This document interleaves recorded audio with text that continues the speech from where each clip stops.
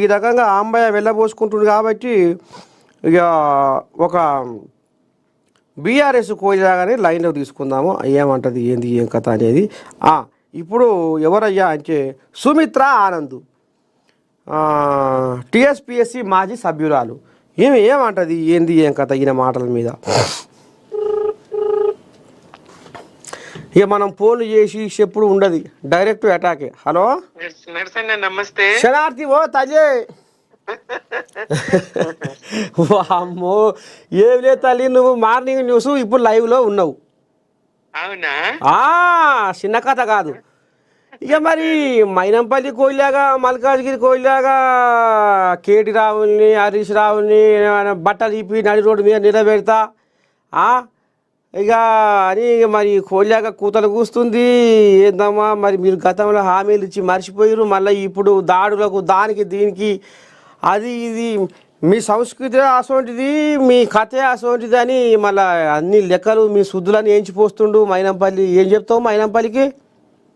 కాళ్ళ మీద పడి వేడుకున్న నాడు ఎట్లుండే సహా మరి తనకన్నా వయసులో చిన్న అయినప్పటికీ ఆయన కేటీఆర్ గారు తన గొప్పతనం వారించిండు, వద్దన్నాడు, లేపిండు. అట్లాంటి కేటీఆర్ గారి పాదాల మీద తండ్రి కొడుకు ఇద్దరు పడి వేడుకునే నాడు ఎట్లుండే. రాజకీయాల కోసం ఇంత దిగజారుడు తనం అవసరమా? ఈ మైనంపల్లి వ్యవహారాలు వీళ్ళ కథలు చూస్తలేరా? ఇప్పటికీ ఆయనను చీకొట్టిండు, ఇక్కడ తరిమి కొట్టిండ్రు. ఏదో మెదకులా కొత్త పిల్లగాడు వచ్చిండు, యువకుడు ఏమన్నా చేస్తాడేమో చూద్దామని ఆడ ఏసి కాల పడ్డట్టున్నారు. ఆడ కూడా నెత్తి కొట్టుకుంటున్నారు మెదకు ప్రజలు, రోహిత్ ఎందుకు గెలిపిస్తే అని. అంతే, పరిస్థితి బాగలేదు. నోటిగాయి వెంచి గెలుస్తాము నెగ్గుతాము అనుకుంటే అది సరికాదు. ప్రజలు చీకొడతారు. ఎంతకాలం ఈ నోటిగాయి? ఏం మాట్లాడుతుండ్రు? 10 ఏళ్లలో మేమేం చేసినాము ప్రజలకు తెలియదా? అబద్ధపు హామీలు, బూటకపు హామీలు ఇచ్చి ప్రజలు నమ్మించి గొంతు కోస్తారు కదా. బీఆర్ఎస్ వల్ల 10 ఏళ్ళ అరాచక పాలనపై బుక్కు రాసి ఆ బుక్కు గడప గడపకు తిరిగి పంచుతూ ఉంటుండే ఆయనే. తీసుకపోని ప్రతి గడపల మూతి పనులు రాలగొడతారు. ఏ గడపకు పోతావు? ఓ అమ్మా, ఆకిట్లా ముంగటికి కూడా రానియారు, మూతి పనులు రాలగొడతారు. పరిస్థితి అట్లా ఉన్నది. 20 నెలల్లో మీరు చేసే తెరలు చేసుడు తప్ప మంచి చేసుడు చేతనైతుందా కాంగ్రెస్ కు? ఒక్క హామీ అన్న నెరవేరిస్తారా? మంచి ఒకటన్నా చేయగలిగితేరా? నాశనం చేస్తుండ్రు. కేసీఆర్ కిట్టు ఇయ్యక కేంద్రానికి పైసలు వాపసు పోతున్నాయి. ఇప్పుడు బాలింతలు, గర్భిణీ స్త్రీలు, పిల్లల సావులు ఆగినాయి, పసిపిల్లల సావులు ఆగినాయి, బాలింతల సావులు ఆగినాయి. కేసీఆర్ కిట్టు, న్యూట్రిషన్ కిట్ ఇచ్చి అవి ఆపితిరు కదా. అవి ఆపి కేంద్రానికి పైసలు వాపసు పోవట్టే కదా. ఏ మంచి పని చేసిండ్రని కేసీఆర్ పెట్టిన మంచి పథకాలు కొనసాగించకపోవడతిరి. చేత కాదు పని చేస్తేందుకు మీకు. ఆ చంద్రబాబు నాయుడేమో ఈ పథకాన్ని తీసుకుపోయి ఆడబెడతాడు, ఆయన శిష్యుడేమో ఈ పథకం తీసేస్తాడు. మీరు చేసిన మంచి ఏమున్నది? ఒక రోడ్డుకు చిన్న ప్యాచ్ వేసిండ్రా, ఒక ఇటుక వేసిండ్రా, ఒక కాల్వ తవ్విండ్రా, ఒక ప్రాజెక్టుకు ముగ్గు పోసిండ్రా? ఏం చేసిండ్రు? ఏం మంచి ఉన్నది? చేసిందంతా తెలియనా? హైడ్రా పేరుతో పేదల ఇండ్లన్నీ గూలగొట్టి మరి షెల్టర్ తవ్విండ్రా? మరి ఆ షెల్టర్ తవ్వి ఏ పంట కాలువలకు నీళ్ళు అందిస్తారు? ఏడ పంటలు ఉన్నాయి? నగరం అభివృద్ధి జరిగినప్పుడు మరి ఆ చెరువులు నీటి పారకం కోసం, ఆ పారకమే లేనప్పుడు మరి మీరే అనుమతులు గత 30-40 ఏళ్ల నుంచి కాంగ్రెస్ ఇచ్చిన అనుమతులు ఎప్పుడో 40 ఏళ్ల నాడు కట్టుకున్న ఇండ్లు, పేదల గుడిసెలు అన్ని కూల్చబడితే. రేవంత్ రెడ్డి గారి తమ్ముళ్ళ ఇళ్ళు అయితే అట్లనే ఉంటాయి, పెద్ద పెద్ద లీడర్ల ఇండ్లు అయితే అట్లనే ఉంటాయి. ప్రజలు గమనిస్తలేరా పాపం? అటు యూనివర్సిటీ భూములో ఎంబడబడతారు, ఇటు లగచర్ల పేదోళ్ళు, కూలినాళ్ళు, గిరిజనులు గీలు కనబడతారు వీళ్లకు. లగచర్ల దళితుల భూములు గుంజుకుంటామని చూడబడతారు. అన్ని అక్రమాలే తప్ప ప్రజలకు పాలన చేసి ప్రజాపాలన అని పేరు పెట్టుకొని, పేరేమో ప్రజాపాలన. ఇగో ఇంకో మాట ఏమనంటే, ఇంటింటికి ఉద్యోగం అన్నాడు, దళితుని సీఎం అన్నాడు, దళితులకు 3 ఎకరాల భూమి ఇస్తామన్నాడు, మోసపూరిత హామీలు ఇచ్చారు. ఆఖరికి వస్తున్న కల్లా డబల్ బెడ్రూమ్లు కూడా ఇస్తామని కాలయాపన చేసి గిట్లా కథ నడిపించారు అనేది కూడా ముంగటేస్తున్నారు. కట్టిన డబుల్ బెడ్రూమ్ లకే కదా ఇప్పుడు మీరు రంగు మార్చి పంచుకుంటుండ్రు. మేము కట్టినటువంటి అనేక లక్షలాది డబుల్ బెడ్రూమ్లకు మీరు ఇప్పుడు రంగు మార్చి ఇందిరమ్మ ఇళ్ళ పేరు పెట్టబడతారు, ఇంకోటి పెట్టబడతారు, మీరు పంచుకోబడతారు, కార్యకర్తలకు ఇవ్వబడతారు. అప్పుడేమో భూమి జాగా ఇల్లు గిల్లు ఏం లేని పేదోళ్ళను లెంకిచ్చిర్రు ఇచ్చిన కాడికి. ఇయని మిగిలిన మీరు ఎప్పుడు వీటిని పప్పు పలారం లెక్క మీ కార్యకర్తలకు పంచబడతారు. 3 ఎకరాల భూములు ఉన్న దగ్గర దళితులకు భూములు ఇచ్చిండ్రు. ఇలా కళ్ళుంటే పోయి చూస్తే ప్రభుత్వ భూములు ఉండాలి, ఉన్న చోట దళితులకు 3 ఎకరాలు ఇచ్చిండ్రు. నడుస్తూనే ఉన్నది ఆ పథకం.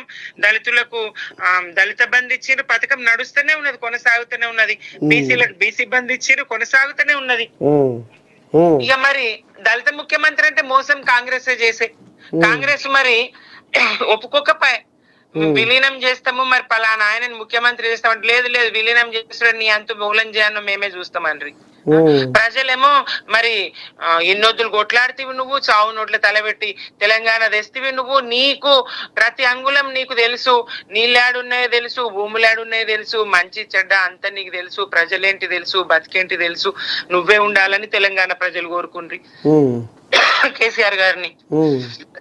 రెండోసారి కూడా అట్లనే అధికారం ఇచ్చారు కదా వీళ్ళ మరి దళితుని ముఖ్యమంత్రి చేస్తాను చేయలేడు, కేసీఆర్ మోసం చేసిందంటే రెండోసారి అధికారం ఇవ్వకపోతుండ్రి కదా. ప్రజలు కోరుకున్న నాయకుడు కేసీఆర్, ప్రజలు కోరుకున్న ముఖ్యమంత్రి కేసీఆర్. ఇప్పుడు కూడా ఏమనుకున్నారు, మొన్న మా ఎమ్మెల్యే ఓడిపోతే చాలు కేసీఆర్ సీఎం ఉంటాడు, మా ఒక్క ఎమ్మెల్యేకి జర నెత్తిక్కన్లు వచ్చినాయి, మా ఒక్క ఎమ్మెల్యే ఓడిపోతే చాలు కేసీఆర్ సీఎం ఉంటాడు అనుకొని వేసిన సీట్లు 20-30 ఉన్నాయి అట్లా. కేసీఆర్ సీఎం ఉండాలి, ఒక ప్రత్యక్ష ఎన్నుకుంటే గనుక సీఎం కు తప్పకుండా కేసీఆర్ ముఖ్యమంత్రి ఉంటుండే, రేవంత్ రెడ్డి ముఖ్యమంత్రి అవుతుండేనా, కాంగ్రెస్ ప్రభుత్వం కలలనన్న అధికారంలోకి వస్తుండేనా. వీళ్ళు ఉత్తయి తాతల నాటి ముచ్చట్లు తీసుకొని ముందట పోసుకొని గోతులు తగ్గుడే తప్ప వీళ్ళ మాటలలో సత్యం లేదు, ప్రజలు నమ్మేది లేదు. కొత్తది ఏమన్నా ఉంటే చెప్పుండ్రి, కొత్తగా ఏమన్నా ఉంటే చెప్పుండ్రి. తిట్లు దండకము పాత కథలు తప్ప కొత్తగా మీరేం చేసిరో చెప్పుకుంటే చాలు. మమ్మల్ని తిట్టకున్నా సరే, మమ్మల్ని తిట్టి గెలవాలనుకుంటే మీ భ్రమ, అది ఉత్త బక్వాస్ ముచ్చట్లు. మా వైఫల్యాలు చూపించి గెలవాలి, మాది వైఫల్యం అని చూపిస్తా అంటే అది భ్రమనే. మీరేం చేసిండ్రు, ప్రజాపాలన ఎట్లా చేస్తుండ్రు, అది ప్రజాపాలన ఎట్లయితది, అది నేతి బీరల నెయ్యి ఎట్లున్నదో ప్రజాపాలనలా ప్రజల కోసం చేసింది అట్లున్నది. మీ కడుపులు నింపుకునేందుకు, మీ ఖజానాలు నింపుకునేందుకు మీరు చేయబడతారు. ఎన్నడన్నా ఏం లేదు కానీ నిన్న ఈయన గాంధీ భవన్లో ఇక ఏదేదో ఈయన నోరు వారేసుకుంటుండు, ఏంది గిట్ట మాట్లాడుతుండే పోయాకో. మరి ఆయన కూడా పెద్ద మనిషి కేటీ రాములు కూడా అదే మాట మాట్లాడుతుండట. ఏందమ్మా ఈ తరీక, ఊర్లో పోయిన జనాలు కూడా మాట్లాడుకుంటున్నారు ఈ భాష. ఈ తరీక మార్చాలి. మేము కేసీఆర్ అన్నాడు ఆయననే గురువు అంటే ఆయన ఎప్పుడు అన్నాడు, ఆ నల్లారి కిరణ్ కుమార్ రెడ్డి సీఎం మీరే నేర్పిడట ఈ అన్ని ఈ వచ్చిరాని అన్ని మాటలన్నీ మీరే నేర్పిడని అంటున్నారు కాంగ్రెస్. నరసన్న తాత నేను చెప్తాను, తెలంగాణకు అన్యాయం జరుగుతుంటే కూడా వీళ్ళు సప్పుడు చేయకపోతే, పెదవులు మూసుకుంటే, మన నీళ్ళని దోసుకపోబడితే మీకు ₹1 కూడా ఇయ్యని ఏం చేసుకుంటారు అంటే వీళ్ళు పెదవులు మూసుకుంటే మీరు చౌటలా, మీరు దద్దమ్మలా, మీరు శాతగానోళ్ళా అని చెప్పేసి ఈ ప్రాంత ప్రజాప్రతినిధులను మీరు ఎందుకు సపోర్ట్ చేయరని అన్నమాట నిజం గాని మిగతాదంతా ఒట్టిదే. మిగతాదంతా ఏ రకంగా కూడా ప్రజా వ్యతిరేకమైనటువంటి మాటలు, లేదంటే అన్పార్లమెంటరీ వర్డ్స్ అంటారు కదా, సభ్య సమాజం అంగీకరించే మాటలే మాట్లాడిండ్రు కేసీఆర్, విలువలతో మాట్లాడిండ్రు కేసీఆర్. ఇప్పుడు ఆయన పేరు చెప్పుకొని వీళ్ళంతా కుక్కమూతి పిందెలు, వీళ్ళు ఎట్లా మాట్లాడుతున్నారు, వీళ్ళు రాజకీయాల్లో ప్రజలు వినలేని, సాధారణ పౌరులు మాట్లాడుకోలేని భాష ఈ స్థాయిలో ఉండి ప్రజాప్రతినిధి ముఖ్యమంత్రి మాట్లాడబట్టి, పెట్రోల్ పోసుకొని కాల్చుకుంటావా, బాయిల దుంకుతావా, నీ పిల్లల ఆత్మహత్య చేసుకుంటారా అని కేసీఆర్ ను ఉద్దేశించి మాట్లాడతారు. ఇదెక్కడి పద్ధతి? నేను నిన్న బంజారా హిల్స్ పోలీస్ స్టేషన్ లో కేసు పెట్టొచ్చిన నర్సన తాత. ఇది ఎక్కడ పద్ధతి? ఒక ఎవరిని కూడా సావుమనే అధికారం ఎవరికి లేదు కదా. పదే సావు అని అంటే ఏమన్నట్టు, సావు భాష మాట్లాడితే ఏమన్నట్టు? తప్పు కదా. చట్టాలు చేయాల్సిన మనిషి చట్టాలకు విరుద్ధంగా మాట్లాడితే, చట్ట వ్యతిరేకంగా మాట్లాడితే తప్పైతది కదా. నువ్వే తప్పు చేస్తే ఎట్లా? ముఖ్యమంత్రి స్థానంలో ఉండి రేవంత్ రెడ్డి గారే తప్పుడు మాటలు మాట్లాడితే ఎట్లా? చట్టాన్ని చేతులకు తీసుకొని మాట్లాడితే ఎట్లా? తప్పు కదా, అట్లా మాట్లాడొద్దు కదా. ఉరి పోసుకుంటావా, పెట్రోల్ పోసి కాల్చుకుంటావా, ఇగో ఇట్లా మాట్లాడతావు. ఇది పద్ధతేనా? ఇది పద్ధతి కాదు కదా. ముఖ్యమంత్రి తవలిగా ఆయన వెనక ఇల్లు, పెద్ద బుడ్డర కాని వెనక చిన్న బుడ్డర కానులు, ఇక గోసులు ఎగబోసుకుంటారు తిట్టేటందుకు. పద్ధతి కాదు, చూస్తుంది యావత్తు తెలంగాణ. నూకలు చెల్తే ఇట్లా అయితే రాజకీయంగా బొంద పెడతారు తాత మరి ప్రజలు. సరే తల్లి సుమిత్ర తల్లి, సరే శనార్థి మరి ఉంటా. శనార్థి మంచి